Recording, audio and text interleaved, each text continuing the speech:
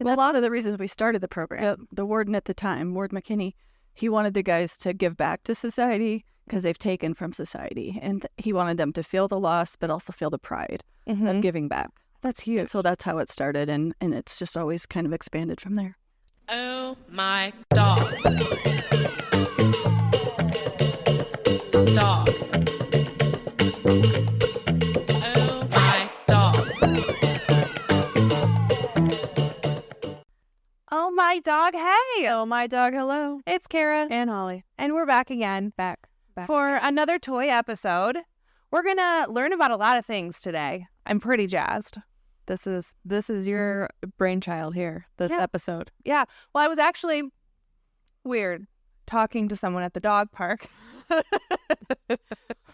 I do go home sometimes, I swear to God. But I was talking to somebody at the dog park, and she was telling me about, that she had really been researching into, dog prisoner programs and what that looks like. And I thought, oh, I grew up in Calhoun County. There's a prison there. They do dog stuff there. I know the people. We can do that. And so I put out a call just to see if there was anyone outside of that. And of course, my Calhoun County people came along. So we have a couple special guests. Yes, we have Tamara Rasing, correct? Is that right? Thank you. We're getting better at making sure we're pronouncing names correctly. Yes, we are. I've made some mistakes. She is an officer at North Central Correctional Facility in Calhoun County. Yes. Is that in Rockwell City proper then? Yeah, just right outside. Right outside. Yep. Yeah. And she runs the dog program inside the prison. Yeah. And she works with Shelly Schossow. Correct. Did I do that right? Thank you. And Shelly heads up the shelter part of the program. So she runs a shelter in Calhoun County. She's the dog dealer in this equation. And how do you know these ladies? Yeah, so, I grew up in Calhoun County, defunct Fair Queen. Yeah. Really? Yeah. Yeah, they kicked me out. A real Erin Brockovich. Yeah, so I grew up in Rockwell City, and so I've known Shelly my whole life, and I'm much older than her. Not much, but we always had the same interests, and so I've known her for a long time. And when I got into dog rescue, then our paths kind of crossed. And I think we started talking again when I did some home visits for you. We had adopters in Des Moines, and then it's just kind of grown from there. And so it's been really fun to be able to help out when we can, if you guys have, overflow dogs or anything like that. And so yeah, it's always nice to have connection. Hometown connection. We don't take advantage of that at all. And what you've told me, Shelly started the program 25 years ago. Yeah, it was around 2001 when we started the shelter program. Wow. Okay. Yep. And you haven't burned out yet. Not yet. Well done. That's what happens. We just really love dogs this much. We're going to keep doing this long. Absolutely. I also get paid for it, though, so that's that helps. How do we do that? People need to listen to this podcast. Share it with their friends, please. And then we're going to start getting paid. I don't know. She says we've trained nearly 300 dogs through the program, started piggybacking off the leader dogs for the blind program that Carol started there. Yeah, so tell me about that. Well, you tell us about that. There was an initial program there. Right. So Leader Dogs for the Blind was run by Carol Kirkbride, clear back in the day, probably in the early 2000s. And they were doing Leader Dogs for the Blind, like the name says. That's also the name of the group.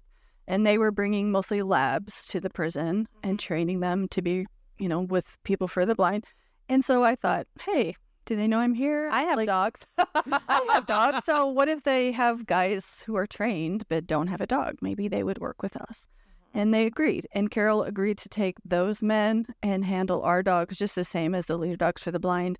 They went to all the obedience classes with her. She completely welcomed us into the fold. And so I kind of took advantage of those guys were trained by her. Yeah. I had different expectations, which weren't nearly as strict as those dogs. So it worked really, really well. Awesome. Excellent. Yeah. True success story. Definitely. Yes. And Tamara, you actually work in the prison. Yep. I've been an officer there for several years now. Okay. So, how'd you get into that? Well, as a small child. Yeah. No, I'd always dreamed of working in a prison. No, I got my bachelor's degree and I saw they were hiring one day and took the plunge. And then I saw they had dogs and I stayed for that cause. So. How long have you been there? It'll be 7 years this September. So Wow. Cool. Excellent. Cool. This is very interesting to me as well. I'm kind of coming into this blind, so and I did that intentionally because I want to learn it all. Well, yeah. So, I mean, I've just been thinking a lot about like rehabilitating dogs, and that's what we're doing, right? We're taking them from a shitty situation and we're rehabilitating them to do what we want them to do, which is to be a good family member and a friend and a pet, right? Well, that's what's happening in prisons. So the fact that this is not like more common and like happening all the time is wild to me. And so, having that conversation with the person in the dog park, I'm like, you know what? Yeah, I've heard of this. I know what's going on, and I don't understand why it's not happening more. So I thought if we could talk about what the program is doing for dogs, what it's doing for the men in the prison, and then what it's doing for the people who eventually adopt these dogs, perhaps we could like start getting some more momentum here to make this happen more in the U.S., right? So we were fortunate that we could jump in on leader dogs. They had goals. They knew how to train dogs. But I bring them a much more challenging situation because they're coming there with 8-week-old puppies. Blank slates, easy. Yeah. Teach them what you want. Yeah. I can bring them neglected, mistreated, starved, all kinds of more challenging situations. So we had to tweak some of the guys' training so they understood that because it's very, very different. And This is an all-male prison, yes? it is. Yep. Yeah. So it's definitely a lot more challenging. And a lot of our lifers who are still there today in that program really mentored the younger men and made sure they understood the differences. Those men are now older, and so they're kind of transitioning to a new group of men and still in kind of their knowledge, but also they just can't physically handle some. I've sent them some super challenging dogs. And I'm so sorry. I don't know what I did this dog. Please do your best. So our goal is just walk on a leash nicely, sit, heel, basic stuff, and potty training. Because some of the dogs we've had have never been in a house. They're terrified. They don't know what's happening. Yeah. Or they've been physically mistreated. They've been starved. So they have a lot of challenges to overcome. So these guys, they've just done so much good. I can't even tell you how much good they've done because I don't think those dogs would have been adoptable otherwise. No. They're things I can't do at the shelter. Right. So now how do the inmates get trained on this? Is there a program that somebody comes in and trains them, or how is it all just...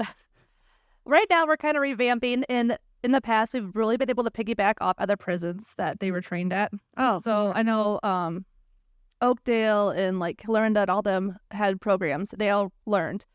Unfortunately, a lot of those guys are filtering. Well, thankfully, they're filtered out of the system. But unfortunately for us, they're filtering out. So we're kind of still stealing from them a little bit and just kind of trying to create our own little program also. So, well, that's actually hit on my next question that I just added to the notes is after inmates are, have served their time and they're released, do any of them still participate in this kind of work? Do they foster? They do. I've had several over the years that have contacted me later. They want to work in a boarding facility. Could I use me as a reference? Oh, yeah. We had a guy just released recently. He was going to go to some training, and he wanted to come back and help train. Yeah. So This is some people. he actually wanted this type of stuff. yeah, and he was super excited. He wants to actually come back to the prison and train other offenders just like he was. That's great. We love that. Yeah. That's awesome. maybe we could get him to go to other prisons too. Right? Start training. Right? Make a whole... I would deal love with to that. fundraise for this. Like if there was like a person who was, an offender who had been released and rehabilitated and really understood like what needed to happen in the prison, like how could we like fundraise for that person to help run a program? Well, they could go to foster for us at any time.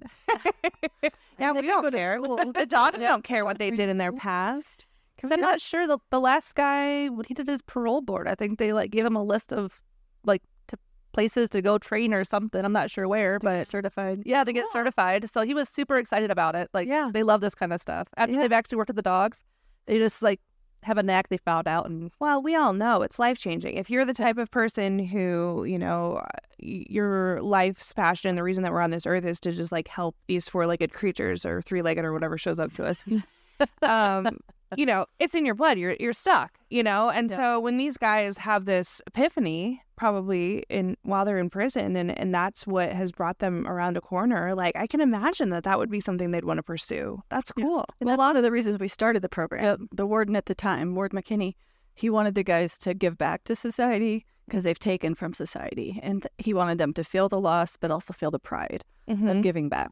That's huge. So that's how it started. And it's just always kind of expanded from there. Well, that's like even like the messed up ones you give us that you think are like you're like good luck with this. I'm so sorry. Honestly, that's their favorites because to them they're like it's like me. Like I was that person. I was the messed up person. Like I got a second chance. Why don't they get a second chance? So it like pushes them more to be like, you know what?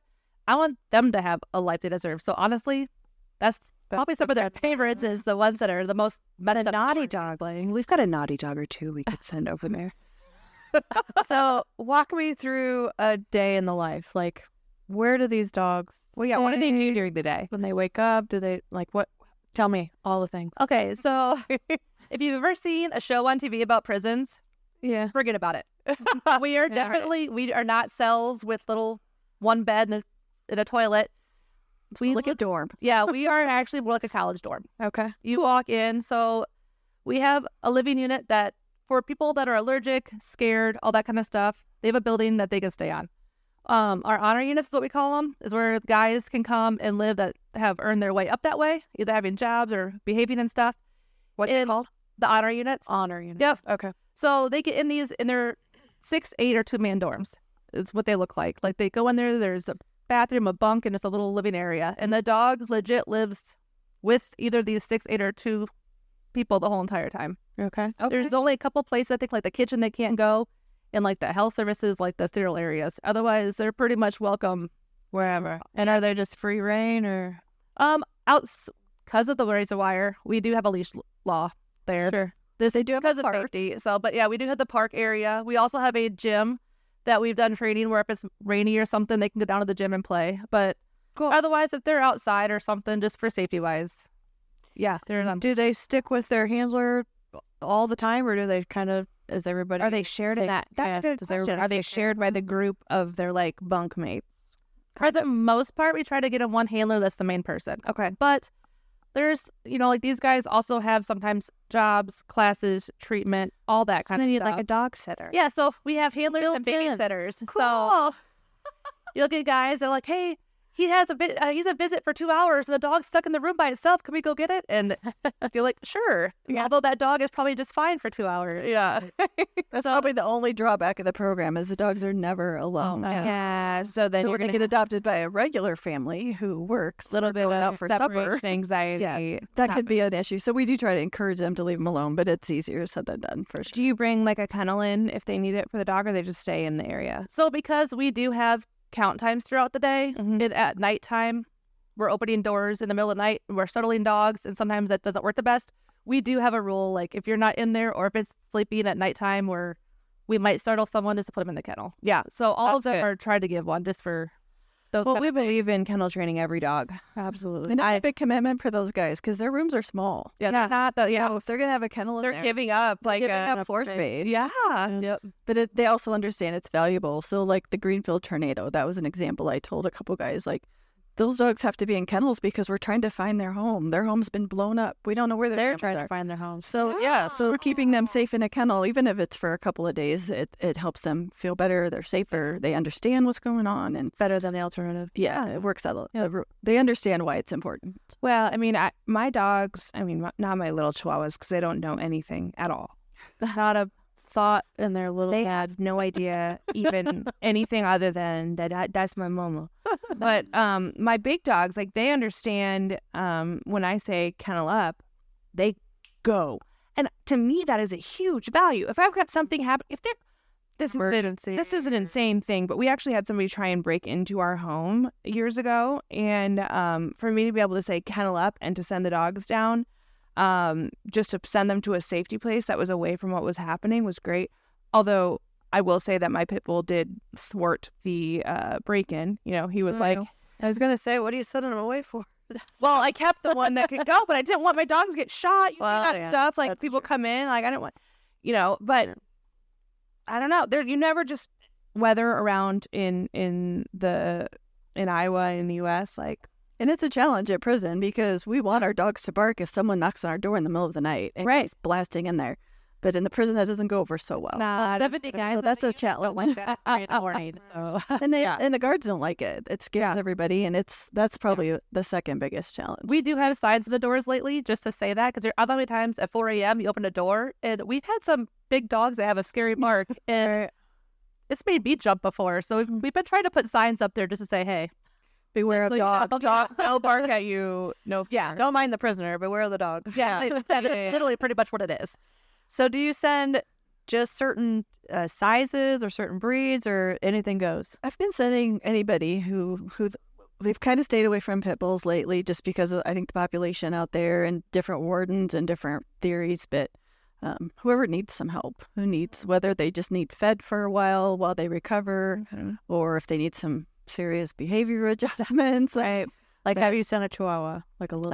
We have a Chihuahua that lives there now. So Maybe he was paired with like the biggest guy. He was paired with my longtime lifer that I've worked with since day one. Okay. He was 16 years old when he came to the shelter. He was from a hoarding situation.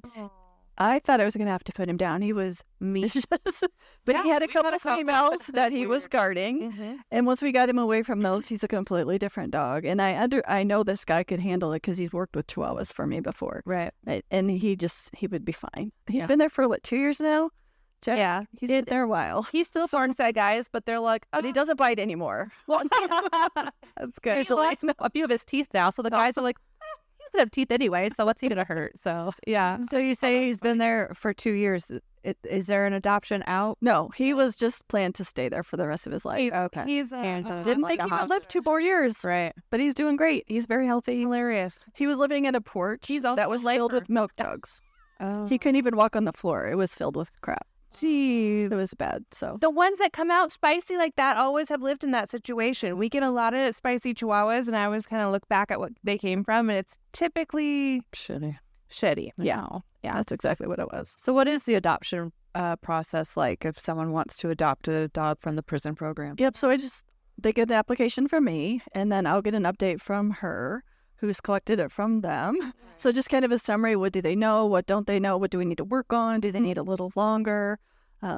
So is this like up on your website, or is there a specific Pet Finder. That's Okay, what we Pet Finder. use. And do you mark them as prison program dogs? In the description, I'll put that they're in the training program. And some people don't know what that is, but sometimes I assume people know what it is, so I try to do better with explaining it. Here I am. So Yeah, obviously you have dogs that come out of like shitty situations or that need behavioral help, but then you've got another group of dogs that you're helping right now. right. And so we actually started that because the men requested it. They wanted to do it. I didn't even know about it.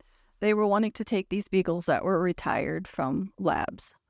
So I was a little hesitant, not going to lie. What does retired from a lab mean? So it means they don't need them anymore. And if we don't remove them, they'll just be euthanized. So there's a new law coming up, I think, next year that lab animals have to be given an opportunity to find a home.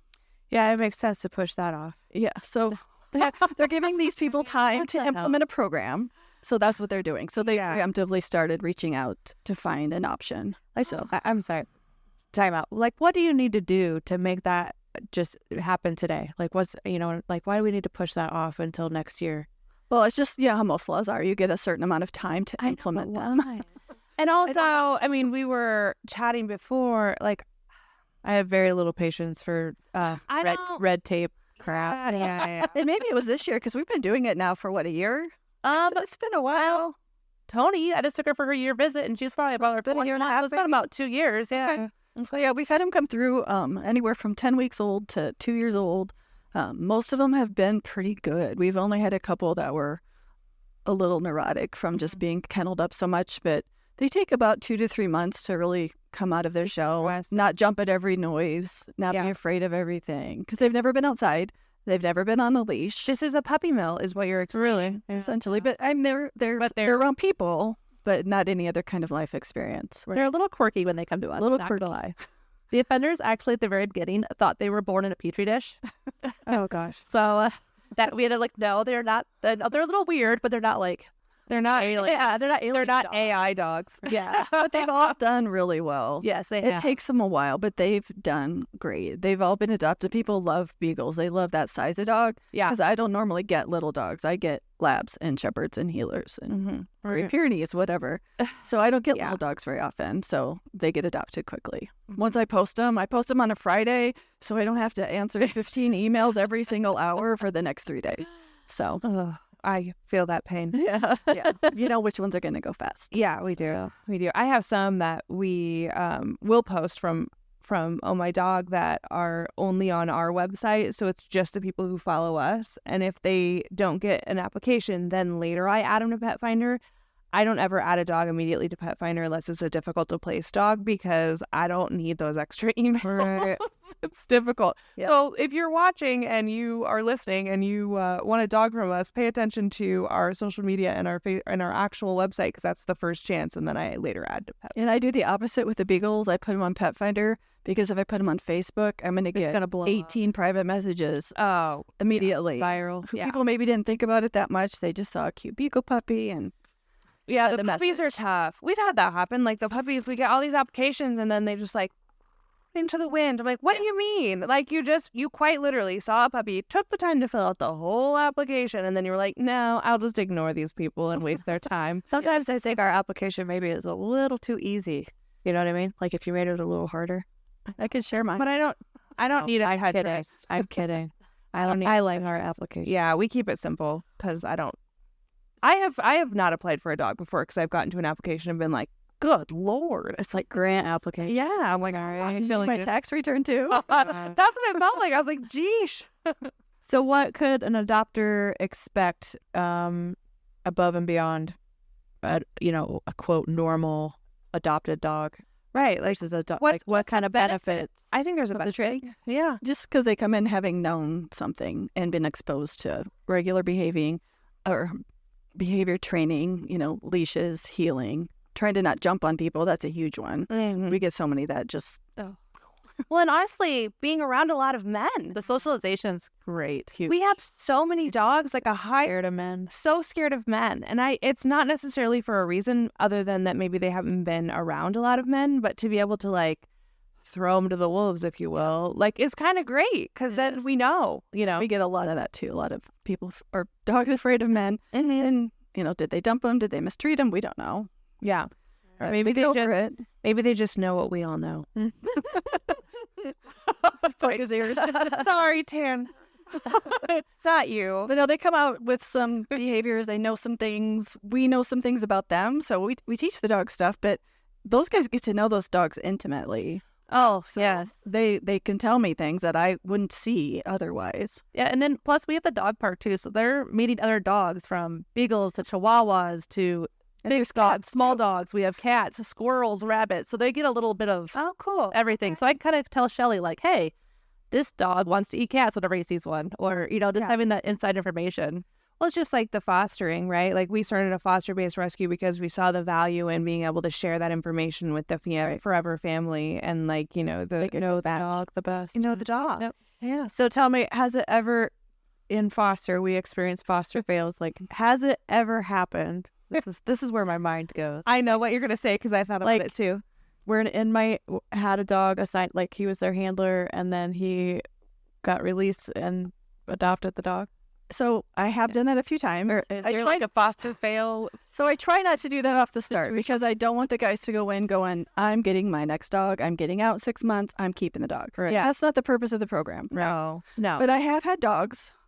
The most recent one was named Birdie. She was adopted from us several years prior. She came back for some bite history. So this was kind of her last stop because I was kind of out of options for her. Yeah. And so she went there. How long was she at the prison? You remember? 6 months? Oh, she was there for a good amount of time. She was there a one while. of our most difficult, just Yes. with all the people. She didn't remember me from when she was a puppy, so she was terrified of me. Yeah. So I took her to meet somebody. She was terrified, and she just tried to bolt. It was terrible. So I was out of options. So I'm like, just let her hang out. When he gets out, his brother flew to Iowa, picked him up, picked up the dog, and rented a car to drive home to the West Coast. Wow. So they could keep Birdie. Oh, and Birdie's doing great. She's living the life on the West Oh. Coast. So I didn't Yeah. think of the other perk. yeah. You would never lose a dog in this program. I mean, really. they have a fenced yard. Well, there are some issues with that as well. We've had some issues with that, but yeah, we've done a couple of adoptions like that. But I try not to promote that too hard. But Right. but the guys see it, and it's same with staff. If a staff wants to adopt it, some share openly they want the dog, and some are like, I don't want the guys to know I have this dog. Oh, Sure, we have both of those scenarios. Honestly, staff-wise, we appreciate the dogs at the prison just as much as the offenders do. And you gotta think 40 hours a week, we're during COVID when we were doing overtime, I think I saw the prison dogs more than I saw my own dogs. Right. Like, Oh man. so you look at staff that come in every day. We have staff that have like treats in their office. Like the staff enjoy the dogs there just as much as the offenders do too. I bet. So. They tend to get a little stodgy. You can tell who the staff likes because they get fat. Yeah. That's great. Oh, Like, what else do you want to tell us about this? yeah. Do you have I've any got- like other grand stories? Otherwise, we'll just keep asking crazy random questions. But like, I'd love for you to be able to share if you've got any, stats, stories, anything that you'd like to share outside of what we've already asked you. I think we've talked about most of the stats that I've got. So, Okay. do you have anything? Birdie was the best story I could think of recently. There's been so many over the years. And see, I know we talked about earlier. I know we had Paisley. She came from a super messed up situation. I can't remember what exactly the story was, but it was one of those where like they were all in a kennel and had to fight to live and stuff. And the offender had literally just gotten rid of his dog, got adopted out. And she comes in and you mentioned something about this dog, and I just don't, it doesn't like boys, any of this. And the moment this guy thought that there was a chance the dog would get euthanized, he was like, "Oh my God, no, bring it here." Yeah. He looked, he goes, Right. "Can we do this?" And I'm like, there's 500 guys, but she's at like dogs. This is like or boys. This is the worst place for her to go. Right. And he was so determined. Like you say the word euthanized or anything at the prison, and like these guys just they don't want it to I happen. mean, there's a bit more of a strong connection. Yeah, and there is, And we so seldom ever euthanize. So I don't know why they think they just they jump to immediately that. immediately Yeah. jump to that. And it All takes, the time. It takes a pretty extreme issue for us to have to do that. So. Yeah. But that's like Very their first thing. If they don't fix it, it's going to get euthanized. So they have a big heart for this stuff. And she mentioned this dog, and he's like, "Nope, bring her in." And that day she walked him through the fence. She like didn't even want to come in by the guys, and he was determined from that day to like fix her, this fix dog. her. And he worked day in and day out, and she ended up being adopted and out of there. And to them, that's just it's something for them to look forward to. They can say, "I did this." Be like, proud of. Yep, to be proud of. And I know they're big on that kind of stuff. They like doing that kind of stuff. Like it's their way of giving back to the community and some of these guys. So Yeah. And I've taken a lot of dogs out of teary-eyed guys' arms before. That's what I'm saying. I Like, mean, my God, if I could just stay home and not go to work and just stay home and train my dogs, and then you tried to take one of them away from me, like I don't think so. Like that would be difficult.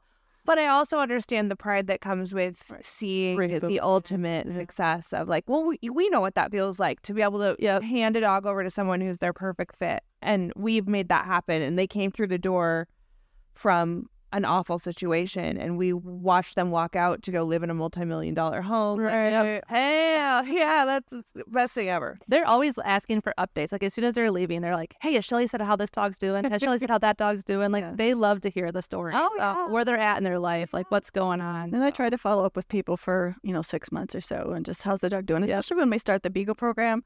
Like I wanted to follow through, like how are they doing? Do they adjust?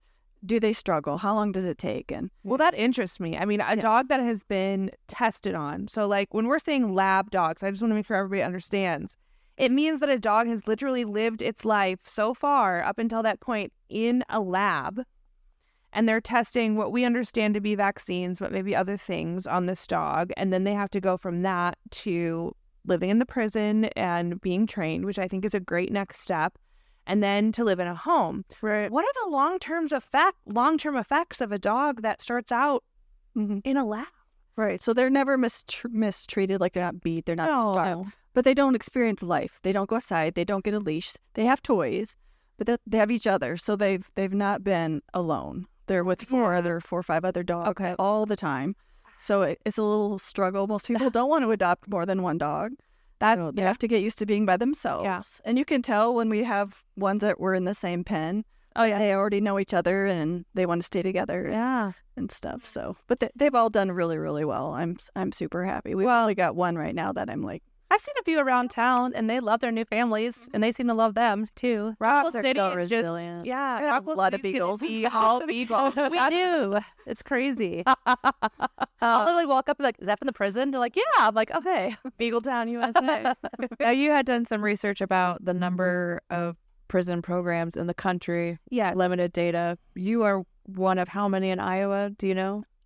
Honestly, after COVID and some of the programs not really recovering after that, do with people, no visitors and stuff inside the prisons and stuff. A handful? I'm not sure. Yeah, I know Shelly stuck it out with us, but I'm not sure the other programs. Well, and we talked about that. That's a benefit of, this small a prison that's connected to this small town. Like, Shelly was not afraid to keep the program going throughout COVID and all of the unknowns and all of the things. There were some rules that came attached to that, but it kept going. Yep. Yeah. But for instance, there was a large animal rescue that potentially that they had dogs out at Mitchellville, and they shut it down in 2020, and they never started it back up, which is like a lot of things. Bars closed earlier now. Things are messed up in this world. No, but honestly, I mean, there's not a lot. But so when I looked up I'll tag this in the notes for the podcast, but there's an article that was written, and it was a really in-depth study about, they call them PDPs. Is this what you call it? Prison-based dog training programs. They were getting very popular up until like the year 2020. I mean, there was getting to be more and more and more of them. So this was a TV show. Yes. Yeah. So this program or this article that I'm going to tag, and I'm going to do some more research to see if I can find better data, but like it was in 2018. And at that point, it was getting very popular. And there was 47 to 50 states, depending on the time, that were participating, but with 255 programs in the country, which is not a lot. No. And so to me, what you guys are telling me about the benefits for the dogs, the benefits for the offenders, the benefits for the public at large when they receive these dogs and they've had some training, and that, we know what to expect when we're adopting them, which is very different than if you go walk down the line at a shelter and you're looking through the kennel and you don't know what you're getting. Why aren't we doing more of this? Well, so does it require funding or how? Well, it's also labor share what you want. It is. A lot of people who are incarcerated, they may not have been raised around dogs to treat them well or train them positively. And so we need to train the guys. So you have to invest your time to do that. And that's why we're revamping our program right now, because COVID kind of lost our Joe that we had going. We lost all that, and we lost some of our mentor groups like Leader Dogs and stuff. Mm-hmm. So that's going to fall back to us to reinstate training the guys so they know how to train the dogs. Yeah. So, what about like vet care and dog food and things like that? yeah, so the shelter takes care of all of that. Okay. Yeah. Which is still Which we would have anyway. Yeah. We would have that expense anyway. Right. So, but we only have 5 runs. So if I have a couple dogs at the shelter, and then I have 3 or 4 strays, I'm going to run out of room. Where they go? Yeah, so they can go hang out there and do all their benefits, and it gives me room at the shelter. So. And you said you've got around 10 at any given time in the prison? But we have other dogs besides mine. Yeah. So we have about 3 programs going right now for dog programs out there. So we have several dogs out there at the moment. So yeah. Great. Yep.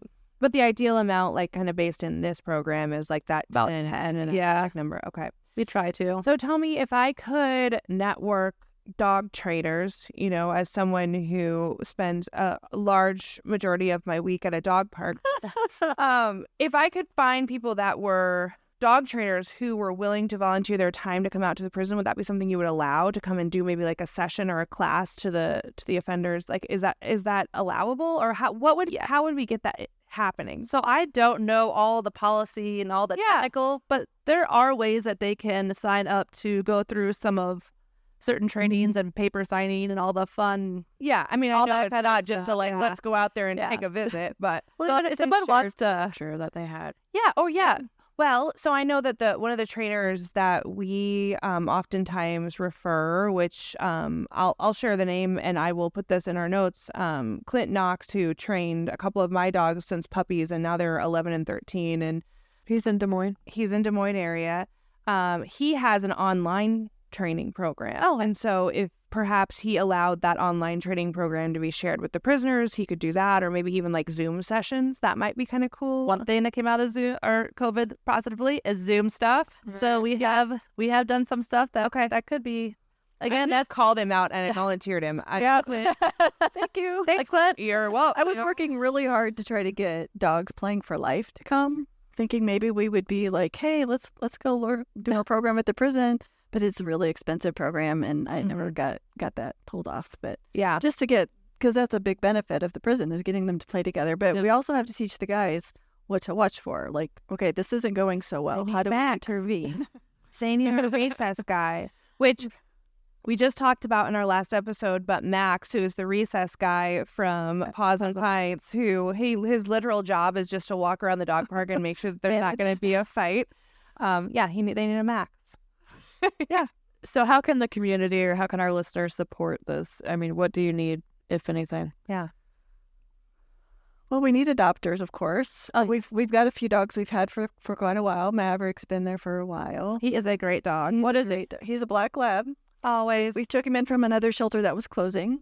She's helped us out with lots of small dogs because that's what she did. But she ended up with this lab. Yeah. And then due to health reasons, she was closing. And so we took Maverick, and he's a high energy young lab. Beautiful Wants to dog. play all the time.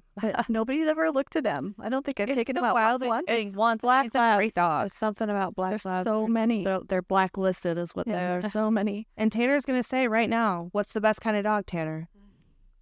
Black dogs. Yeah, definitely need adopters. Really, we just need, donations of food. We're looking at new supplies, new training collars, harnesses, gentle leaders, stuff like that to send with them out there. Do you have an Amazon wish list? We do. I actually just posted that today. Perfect. With some new stuff that we need. Yeah. So that'll be in there. Yeah. And then we used to get free food from all the dog food pantries that would donate their leftover food or their short-dated food, and that has stopped. Dried since up. COVID. It's completely vacant. We've experienced that as well. We're running low on canned food. Yeah, this is the first year I've had to buy dog food in 20 years. Yeah. Oh, and I wow. just So- went. I got a bag in the car for you, bag. by the way. Don't let me forget. So, yeah, I think a lot of rescues now have our Amazon wish list because it's so easy. Yeah. You can just ship it straight to them. But And if you got an extra, $40, you can send a nice bag of dog food or halfway nice because dog food is outrageously. And we've got a couple local stores that will give us that cost. She's been wonderful to us. Good. Yeah, I should call them out or not, but I should Let's check do on it. that. Yeah. Say who donates. Sac City Baumgars has Okay. been giving us at-cost dog food. So That's amazing. That's helped a ton. Yeah. And our friends of the shelter buy most of the dog food from our fundraisers. Beautiful. Yeah. We've had some food donated from Fleet Farm. So some of these larger farm stores really do. If they get a broken bag, they'll donate that. Yeah. And Throw some tape on there. We'll take it. We don't care. for sure. Yeah, that's amazing.